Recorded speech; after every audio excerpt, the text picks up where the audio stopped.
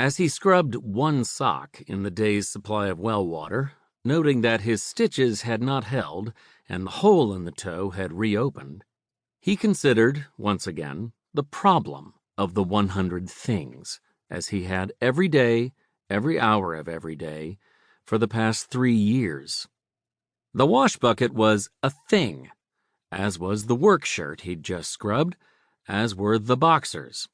He knew some minimalists counted all of their clothing as one thing, but not the serious ones. So the shirt and jeans and boxers he was wearing right now were 3 more things, and the windbreaker slung over the post behind him was a 4th. Those were simple. Socks, though.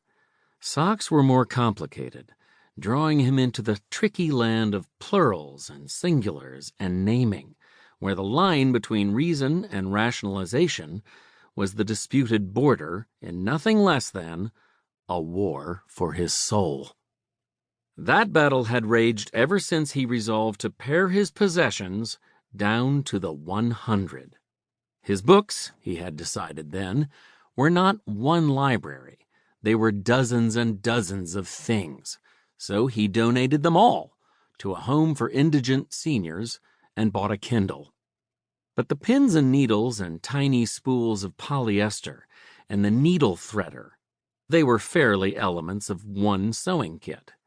Those choices were the stuff of certainty, an easy conscience, true to the organizing principle of his life and the purpose of his days, the slim reed he'd grasped during the worst of times, the redemptive positive he'd built on a simple catechism of negatives. Don't want, don't acquire, don't require, don't affect, don't hurt. Ah, but socks.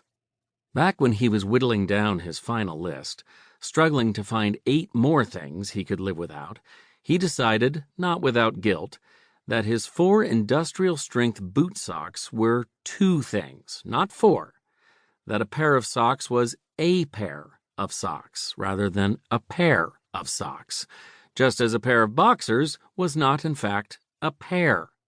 That decision helped him get down to the 100, but it still gnawed at him some days. Today was one of those days. What with one sock almost beyond repair, yet its mate still good and sturdy. He could take out his iPhone, that indispensable thing, and order another pair, but that would leave him with 2 untenable choices.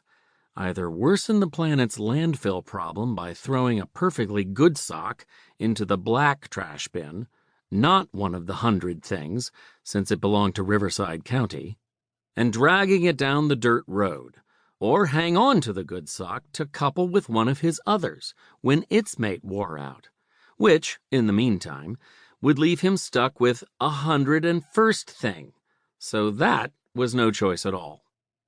Maybe if he biked into Idlewild, he could buy a pair there and find a Goodwill center and donate the good sock.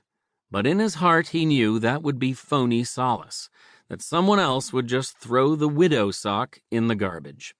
The very thought reminded him that when the socks originally arrived, he had read on the label that they were 10% something called polypropylene. Such were the problems on Charlie Waldo's mind when he heard the tires in the distance, turning off the asphalt and onto the dirt road that serviced his 12 acres of wooded mountainside.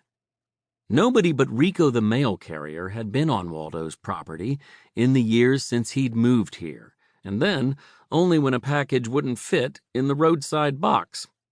He tried to remember whether the last time had been just over or just under a year ago, when Waldo had ordered a sack of feed for his chickens. He realized that was the last time he had spoken to anyone aloud, and he wondered whether he'd have to talk to Rico now, or whether a polite thank you nod would be enough. Then he worried what the mailman might be carrying, because the last thing Waldo needed was a thing.